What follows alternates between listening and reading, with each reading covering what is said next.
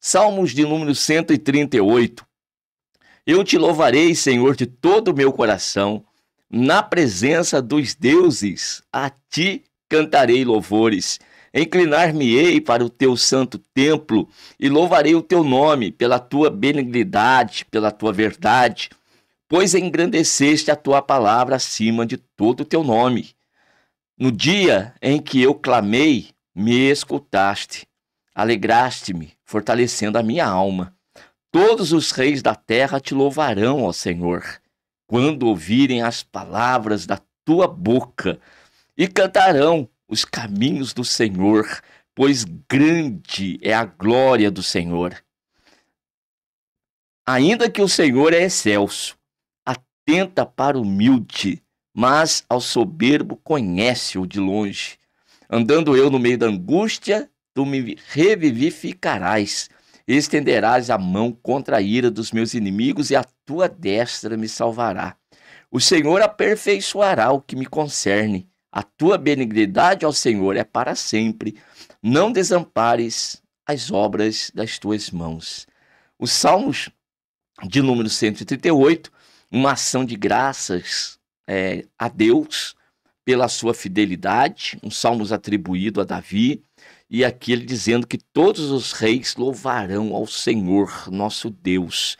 A primeira parte do Salmos, então, começa aí com Davi, dizendo que ele, Davi, o rei Davi, ele vai louvar o Senhor, mas não vai louvar o Senhor de qualquer forma. Ele vai louvar o Senhor de todo o seu coração. Agora, além de louvar o Senhor com todo o coração, irmãos, é com muita intensidade, é com muita vontade, é com muita disposição. É louvar o Senhor com toda a força, com toda a vontade, com todo o ser. É louvar o Senhor lá do fundo da alma. Isto é louvar o Senhor de todo o coração. Às vezes vai nos faltar até palavras para a gente definir essa forma de adoração. É uma forma de adoração. É o coração do verdadeiro adorador. É exatamente isso que Jesus disse para a mulher samaritana, que o Pai está à procura desses tais. Perceba que Jesus não disse, eu estou à procura desses tais. Não era Jesus que os procurava, mas era o Pai. E Jesus disse, o Pai é Espírito. E importa que aqueles que o adorem em Espírito e em verdade. Então é isso aqui, é adorar a Deus de todo o coração. É você, como eu disse no início do programa, é levantar-se, abrir os olhos de manhã, ao sentar-se à beira da cama e de repente elevar os pensamentos até o trono da glória e já saber que o Senhor está. Hoje eu recebi uma frase no WhatsApp que dizia assim: é bom começar o dia sabendo que Deus cuidará de tudo. Que Deus cuidará de tudo. E quando você logo pela manhã, você pensa nisso, e os teus pensamentos são levados até o trono da glória do Senhor. Irmãos, não resta outra coisa para nós, senão uma lágrima descer dos nossos olhos. E nesse caso aqui, para Deus, isto é uma palavra, é uma expressão, é uma oração. Você agradecer a Deus, você ser grato a Deus. Então você está diante do Senhor o louvando de todo o coração. E aí no verso 1 ainda, meu Deus do céu, olha o tempo que me falta para a pregação do Salmo 138, de 8 versículos. Nós ainda estamos extraindo o verso primeiro, a primeira parte do versículo. E além de falar dessa forma de adoração que está aí na primeira parte do versículo 1, que é a forma de adorar, é como o Senhor está procurando o adorador.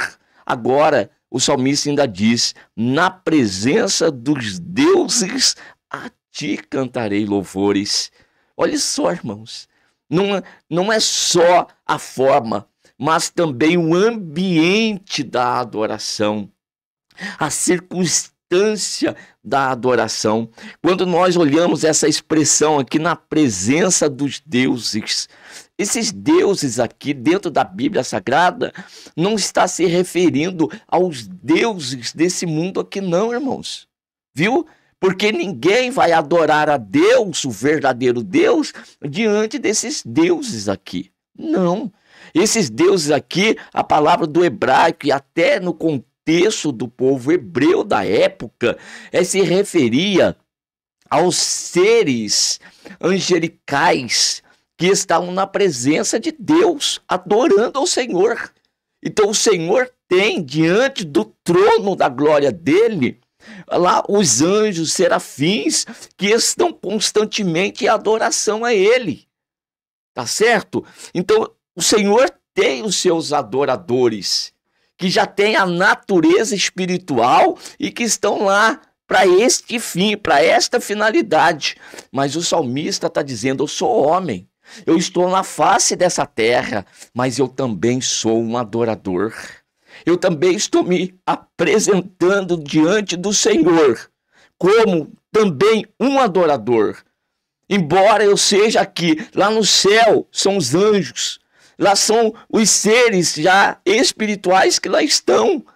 Agora eu estou na terra, eu tenho as minhas adversidades, eu tenho os meus problemas, eu tenho as minhas dificuldades, eu tenho aqui as minhas batalhas, as minhas guerras, mas embora tenha tudo isto, eu também me apresento diante do trono da tua glória como um adorador. Eu também me apresento diante do Senhor com meu cântico. Eu também te reconheço como o Senhor, o Criador dos céus e da terra. Tu és também para mim o Deus único e verdadeiro. Não existe outro Deus além do Senhor. E através da minha adoração, eu reconheço isto. E esta adoração, meus queridos irmãos, eu repito para você, não precisa ser através do cântico, se você é um cantor, se você é uma cantora, como nós temos irmãs e irmãos na igreja que cantam, que é uma maravilha, é uma adoração, mas também, como eu disse, você sentar-se à beira da cama e levar os teus pensamentos até o trono da glória, e você, às vezes, uma lágrima descer dos teus olhos, você é um adorador, você está reconhecendo o Senhor Deus como Senhor da tua vida. Que coisa maravilhosa é isto. Então o salmista está dizendo, inclinar-me-ei para o teu santo templo e louvarei o teu nome. E por que eu louvo o Senhor? Então eu tenho uma forma, eu tenho um ambiente, eu sei o que eu estou fazendo, e agora eu tenho a razão pela qual eu louvo a majestade santa do Senhor. Qual que é a razão? Por causa da benignidade do Senhor e por causa da sua verdade. Afinal, ele engrandeceu a sua palavra acima de todo o seu nome. E nessa circunstância aqui, no dia em que eu clamei, diz o salmista, me escutaste e alentaste-me, fortalecendo a minha alma. Perceba, nós somos vasos de barro neste lugar aqui, nessa caminhada e nessa jornada, mas assim como Deus tem adoradores nos céus, Deus tem adoradores na terra. Deus tem adoradores na terra. E quem é que escolhe? É Ele. Ele nos escolheu para ser este adorador. Ele nos escolheu para sermos esses adoradores dele. Nós não somos adoradores deste mundo.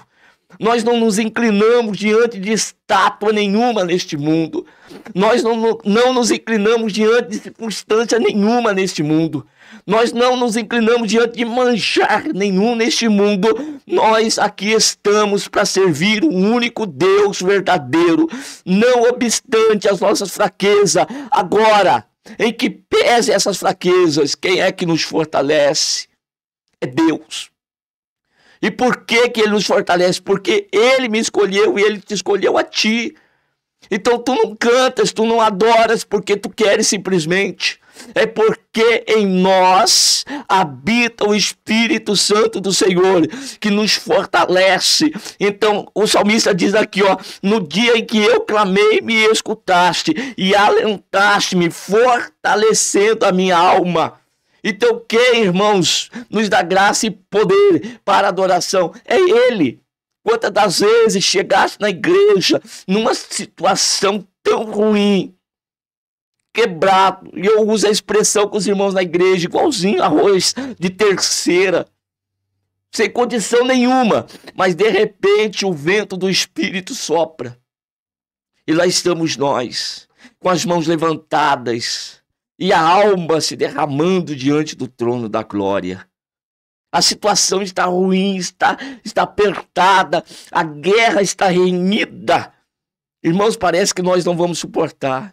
Mas no meio daquele movimento de Deus, eu não estou falando daquele culto pentecostal, eu não estou falando daquele culto barulhento que a gente gosta tanto quando nós prestamos a Deus o culto e a glória dele se manifesta. Não estou falando disso, estou falando também daqueles momentos calmo, tranquilo que está na igreja, mas de repente o Espírito Santo passa, não por toda a igreja, mas passa pela minha vida, passa pela tua vida, e vem aquele alento tão gostoso, aquele alento, irmãos, que é um refrigério no meio do calor, naquele calor intenso, e você sente aquela brisa e aquele alento. É o Espírito Santo te renovando, te fortalecendo. É o Espírito Santo, irmãos, te restaurando. Para quê? Porque você precisa continuar. O Senhor quer que você continue adorando. O Senhor te escolheu como adorador, então Ele te fortalece. Então, todos os reis da terra te louvarão ao Senhor quando ouvirem as palavras da tua boca, e cantarão os caminhos do Senhor, pois grande é a glória do Senhor. E aí o verso 6, ainda que o Senhor é excelso, Ele atenta para o humilde. Olha a condição do adorador. Então Deus tem adorador no céu? Tem. Desde a eternidade está lá. O Senhor criou esses adoradores do céu, mas o Senhor criou o homem na terra, e aqui na terra ele fala, este aqui eu também o constituirei adorador, esta aqui eu também constituirei adoradora do meu nome. E aí nós olhamos para a nossa situação, meu Deus, como que o Senhor foi me escolher? Pois é, Ele me escolheu, Ele me escolheu, Ele me escolheu assim, falho, pecador, mas Ele me escolheu. Então não interessa o que as pessoas pensam de nós, não interessa como as pessoas nos julgam, o que interessa para nós é o quê? É que Deus me escolheu, nos escolheu para ser adorador. E daí, irmãos, o que é que Deus espera de nós? O que é que o Senhor está procurando?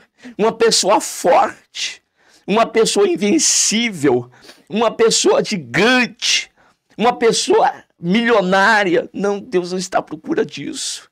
Deus está à procura daquele que é humilde. O Senhor, Ele é excelso. Ele está acima de tudo e de todos.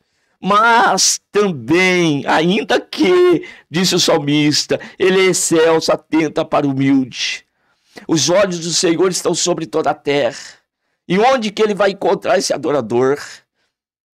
Às vezes eu paro para pensar a respeito de Davi. Qual que foi o melhor momento de Davi? O melhor momento da vida de Davi. Irmãos, o deserto, os vales, as noites, quando com a harpa ele estava lá salmodiando ao Senhor, e os olhos do Senhor passando por toda a terra, por toda a beleza da criação. De repente os olhos do Senhor se voltam, os ouvidos do Senhor os ouvidos do Senhor são atraídos por um cântico, por um toque de harpa e por uma adoração sincera e verdadeira.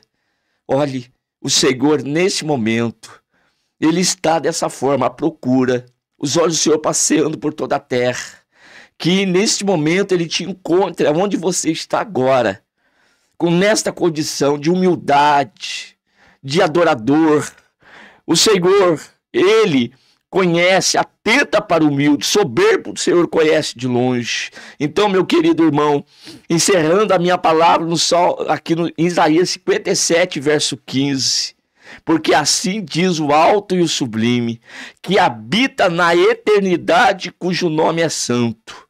Em um alto e santo lugar eu habito, mas também com contrito e abatido de espírito, para vivificar o espírito dos abatidos e para vivificar o coração dos contritos. Como que você chegou diante do Senhor nesta manhã? Qual a tua condição? Qual é a tua estrutura? Hein? Como que estava o teu coração de manhãzinha quando você falou com o Senhor? Eu não sei. Eu não sei qual que foi a tua fala com Deus logo pela manhã. Mas o Senhor, Ele, antes que tivesse havido uma palavra na tua boca, Ele já conhecia o que estava no teu coração. Adore, adore e adore. Porque você adorando, a presença dele virá. E se a presença dele vier, as coisas vão mudar. Mas nós não estamos falando de mudança de coisas materiais, de vitória que vão chegar. Nós estamos falando, irmãos, da presença dele, que é a coisa mais preciosa para nós. É poder estar no lugar e sentir. Quando estamos sozinhos em casa, sentirmos. Quando estamos sozinhos no trabalho, sentirmos. Quando estamos andando pelas ruas, sentirmos. E quando nós tivermos uma reunião com a igreja e a graça de Deus descer, que eu também sinta essa presença.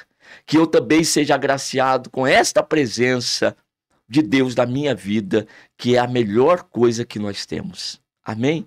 Que Deus continue abençoando cada um de vocês.